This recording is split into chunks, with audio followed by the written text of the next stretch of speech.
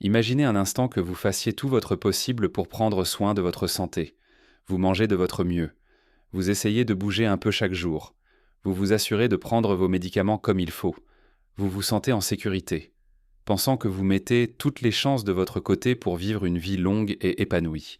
Mais que diriez-vous si je vous révélais qu'un aliment très courant, que beaucoup d'entre nous apprécient et considérant même comme sain, pourrait, pour certaines personnes, augmenter discrètement mais significativement le risque d'accident vasculaire cérébral, particulièrement pendant la nuit. Lorsque le corps se repose, c'est une réalité souvent ignorée, un secret bien gardé dans le monde de la nutrition et de la médecine. Et pourtant, un professionnel de la santé, un spécialiste du cerveau, nous met en garde à ce sujet. Cette vérité peut être difficile à entendre, car elle remet en question nos habitudes les plus ancrées et notre perception de ce qui est bon pour nous. La douleur de l'incertitude, la peur de ne pas être suffisamment préparé face à ces risques invisibles, sont bien réels. Personne ne souhaite se réveiller un matin, ou même ne pas se réveiller, victime d'un événement qui aurait pu être évité. C'est pourquoi, dans cette vidéo, nous allons plonger au cœur de ce sujet crucial. Nous allons non seulement parler de ce fruit en particulier et des raisons pour lesquelles il peut être problématique pour certains, mais aussi explorer des habitudes simples, faciles à intégrer dans votre quotidien, qui vous aideront à protéger votre cerveau, à maintenir une bonne circulation sanguine et à réduire considérablement votre risque de problèmes majeurs. Restez avec nous jusqu'à la fin, car ce que je vais vous révéler pourrait bien vous surprendre et même changer votre façon de voir votre assiette et votre bien-être. Alors, parlons de ce fruit, celui qui, sous un aspect inoffensif et même bénéfique, cache un potentiel danger pour une partie d'entre nous, surtout ceux d'entre vous qui ont passé le cap des 60 ans ou qui prennent des médicaments spécifiques. Ce fruit, mes amis, est le pamplemousse. Oui, le pamplemousse, ce zeste acidulé, souvent apprécié pour son goût rafraîchissant le matin, ou en jus pour un petit déjeuner dit sain, est en fait un véritable cheval de Troie pour certaines personnes. La raison n'est pas qu'il soit mauvais en soi, loin de là, mais plutôt qu'il interagit de manière complexe et souvent dangereuse avec une multitude de médicaments que nos aînés sont susceptibles de prendre au quotidien. Imaginez que vous preniez un médicament pour votre tension artérielle, pour réduire votre cholestérol, ou peut-être un traitement pour des problèmes cardiaques ou même certains anxiolytiques.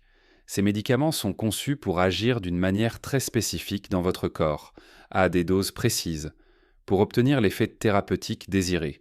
Le problème avec le pamplemousse, c'est qu'il contient des substances appelées furanocoumarines, qui interfèrent avec une enzyme essentielle dans votre intestin et votre foie, le cytochrome P350-3A4 pour être précis.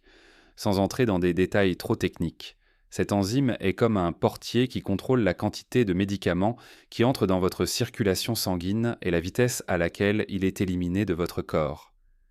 Quand vous consommez du pamplemousse, ces furanocoumarines bloquent temporairement l'action de cette enzyme. Résultat, le médicament n'est pas métabolisé ou éliminé comme il le devrait. Il reste dans votre système à des concentrations beaucoup plus élevées que prévu. C'est un peu comme si vous preniez une dose double, voire triple, sans le savoir, et c'est là que le lien avec le risque d'accident vasculaire cérébral devient crucial. Prenons l'exemple des médicaments pour la tension artérielle, comme certains inhibiteurs calciques. Si les niveaux de ces médicaments deviennent trop élevés à cause du pamplemousse, votre tension artérielle peut chuter de manière drastique et dangereuse. Une hypotension sévère, surtout la nuit quand votre corps se met au repos et que votre tension artérielle a naturellement tendance à baisser, peut entraîner une perfusion insuffisante du cerveau. En d'autres termes, votre cerveau ne reçoit pas assez de sang et d'oxygène, ce qui peut mener à un AVC ischémique, où un caillot ou une réduction du flux sanguin prive une partie du cerveau d'oxygène. De même, si vous prenez des statines pour le cholestérol et que leur concentration augmente trop, vous risquez des effets secondaires musculaires graves, mais aussi, de manière indirecte, cela peut impacter la santé vasculaire. Si vous prenez des anticoagulants, le pamplemousse peut augmenter le risque d'hémorragie, ce qui élève le risque d'AVC hémorragique, c'est-à-dire une hémorragie dans le cerveau. Le plus insidieux, c'est que les effets de cette interaction peuvent durer plus de 24 heures après avoir mangé ou bu du pamplemousse. Cela signifie que même si vous mangez du pamplemousse au petit déjeuner, Son impact sur vos médicaments peut encore être bien présent au moment où vous vous couchez, potentiellement exacerbant les risques alors que votre corps est au repos et moins à même de compenser les déséquilibres. L'effet overnight mentionné dans le titre n'est donc pas une simple coïncidence. Il souligne une période de vulnérabilité accrue. Alors, que faire? La première chose, et la plus importante, est d'en parler à votre médecin ou à votre pharmacien. Ils sont les mieux placés pour vérifier si les médicaments que vous prenez sont concernés par cette interaction. Lisez attentivement les notices de vos médicaments. Souvent, il y a une mise en garde explicite concernant le pamplemousse. Si vous avez le moindre doute, un simple appel à votre pharmacie peut vous éclairer. Ne remplacez pas ce fruit par d'autres agrumes, sans discernement, si les oranges et les citrons sont généralement sûrs. D'autres agrumes comme l'orange de Séville, souvent utilisée dans les marmelades, ou la lime citron vert, peuvent parfois avoir des interactions similaires.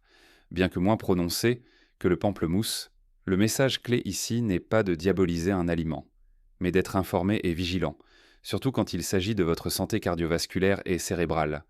C'est une question de sécurité et de connaissance de son propre corps et de ses traitements. Mais le pamplemousse n'est qu'une pièce du puzzle. Votre santé cérébrale et cardiaque dépend aussi de bien d'autres choses simples que nous pouvons faire chaque jour et qui sont tout aussi vitales pour réduire votre risque d'AVC et maintenir une qualité de vie optimale. Passons maintenant à d'autres habitudes à considérer pour protéger votre bien-être. Continuons notre discussion sur la façon de protéger notre cerveau et notre cœur, car il y a d'autres habitudes à considérer. Des gestes simples mais puissants qui, cumulés, peuvent ainsi faire une différence monumentale dans votre vie après 60 ans, après avoir parlé des interactions parfois surprenantes de certains aliments. Abordons un aspect fondamental de notre bien-être, souvent sous-estimé, l'hydratation. Pensez à votre corps comme à un jardin, si vous ne l'arrosez pas régulièrement. Les plantes flétrissent, la terre se craquelle, eh bien, notre corps, et en particulier notre cerveau, a besoin d'eau pour fonctionner de manière optimale. Saviez-vous que la déshydratation, même légère, peut avoir des conséquences néfastes sur votre fonction cognitive? Elle peut entraîner de la fatigue, des maux de tête, des difficultés de concentration, et même affecter votre humeur. Plus grave encore, une déshydratation chronique ou sévère peut épaissir le sang, le rendant plus visqueux et augmentant ainsi le risque de formation de caillots sanguins. Ce qui, vous l'aurez compris, est un facteur de risque direct pour les AVC. Votre sang a besoin d'être suffisamment fluide pour circuler librement et transporter l'oxygène et les nutriments essentiels à chaque cellule, y compris celle de votre cerveau. Mais comment savoir si l'on est bien hydraté? La soif n'est pas toujours un indicateur fiable, surtout avec l'âge, car la sensation de soif diminue souvent. Un bon indicateur est la couleur de votre urine, elle devrait être pâle, presque transparente. Si elle est foncée, c'est un signe que vous avez besoin de boire davantage. L'objectif n'est pas de boire des litres d'un coup, mais de maintenir une hydratation constante tout au long de la journée. Gardez une carafe d'eau ou une gourde à portée de main. Buvez un verre d'eau au réveil, un autre avant chaque repas et quelques gorgées entre les repas. Si l'eau pure vous ennuie, n'hésitez pas à l'infuser avec des tranches de concombre, de menthe, de citron ou des fruits rouges pour lui donner une saveur agréable. Les tisanes et les bouillons sont également d'excellentes sources d'hydratation. Soyons clairs, les boissons sucrées, les jus de fruits industriels ou les sodas ne comptent pas vraiment, car leur teneur en sucre peut créer d'autres problèmes. En France, nous avons la chance d'avoir une eau du robinet de bonne qualité dans de nombreuses régions. Profitez-en. C'est un geste simple, gratuit et incroyablement efficace pour soutenir votre santé vasculaire et cérébrale. Ensuite, parlons d'un autre pilier de la santé souvent négligé dans notre rythme de vie moderne, la qualité de votre sommeil. Dormir n'est pas un luxe, c'est une nécessité biologique. Et pour notre cerveau, c'est une période de nettoyage et de régénération intense pendant que vous dormez. Votre cerveau se livre à une activité de maintenance vitale, éliminant les toxines accumulées pendant la journée et consolidant les souvenirs. Un sommeil insuffisant ou de mauvaise qualité a été clairement lié à un risque accru de nombreuses maladies chroniques, y compris les maladies cardiovasculaires et les AVC. Le manque de sommeil peut augmenter la tension artérielle, favoriser l'inflammation chronique et même perturber la régulation de la glycémie, autant de facteurs de risque pour un AVC. De plus, des troubles du sommeil comme l'apnée du sommeil, caractérisés par des arrêts respiratoires temporaires pendant la nuit, sont des facteurs de risque majeur d'AVC. Si vous ronflez fort, si vous vous sentez fatigué même après une nuit complète, ou si votre partenaire remarque que vous arrêtez de respirer par intermittence, il est crucial d'en parler à votre médecin. Pour améliorer votre sommeil, essayez de mettre en place une routine de coucher régulière. Allez au lit et levez-vous à la même heure chaque jour, même le week-end. Créez un environnement propice au sommeil, une chambre sombre, fraîche et calme.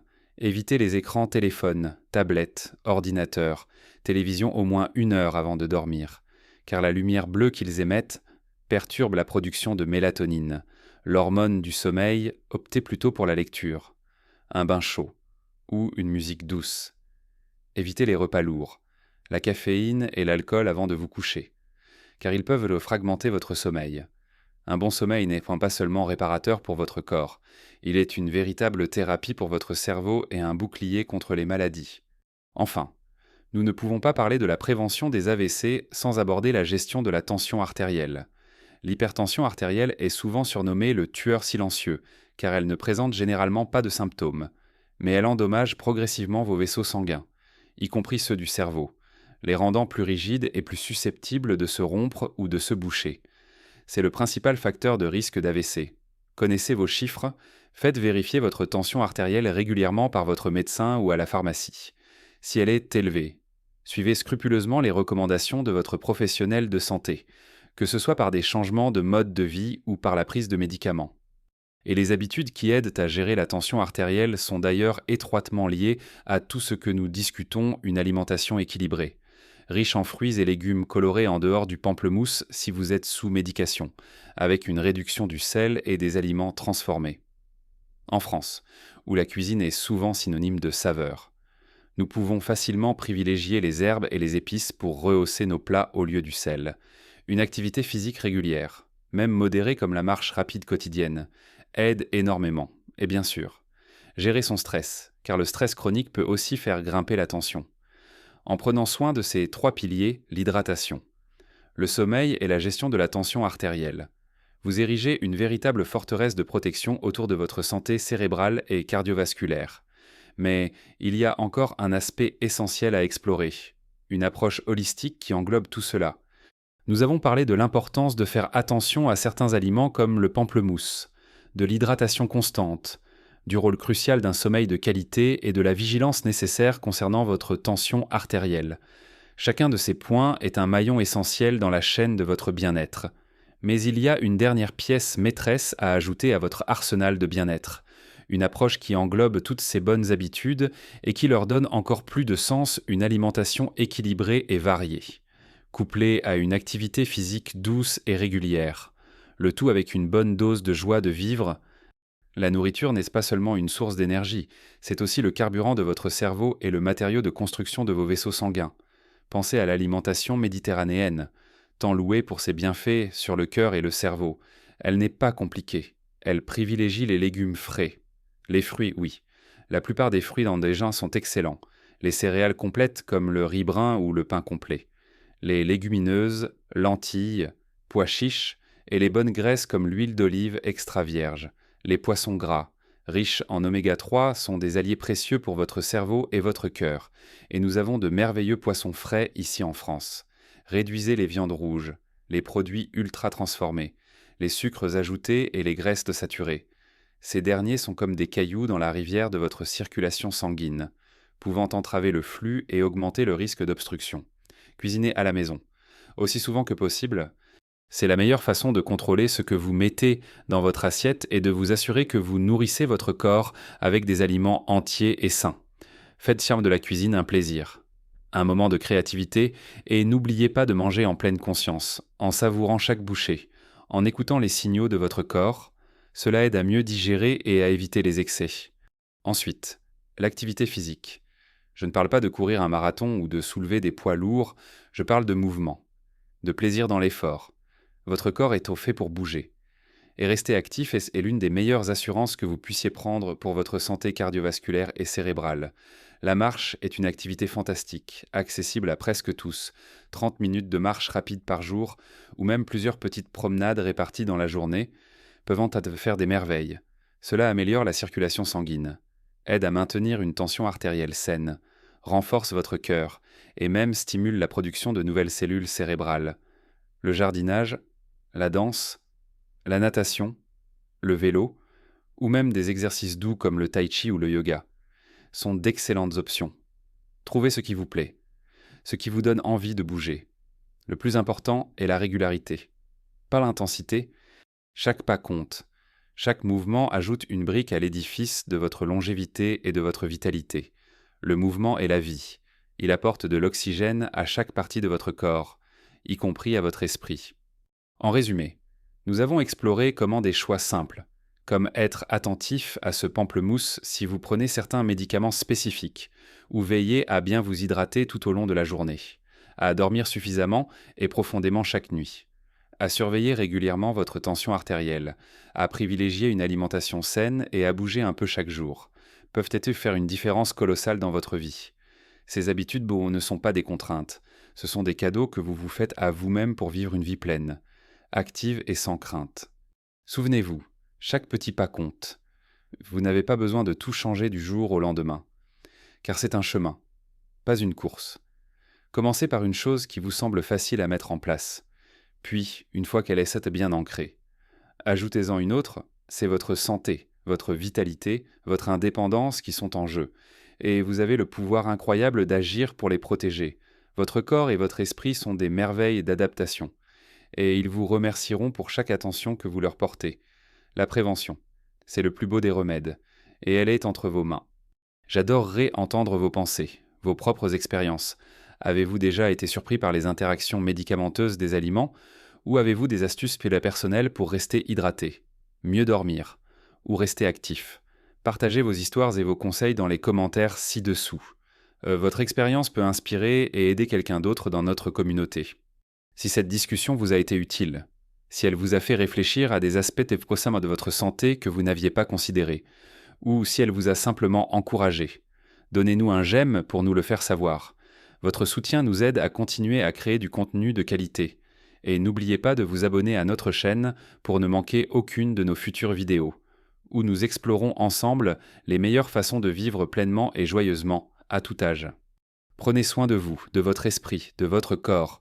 Chaque jour est une nouvelle opportunité de faire de meilleurs choix pour votre bien-être.